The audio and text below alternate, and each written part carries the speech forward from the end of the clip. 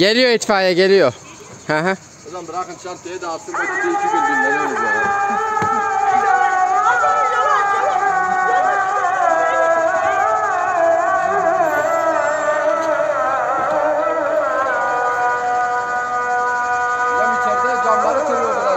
He ya, işçiler var.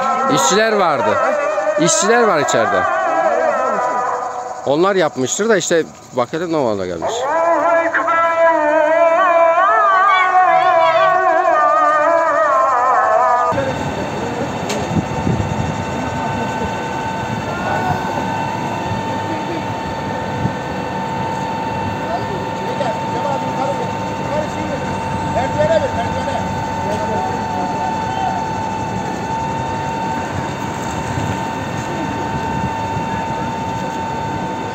Ya onlar dumandan etkilenir, aşağı inseler.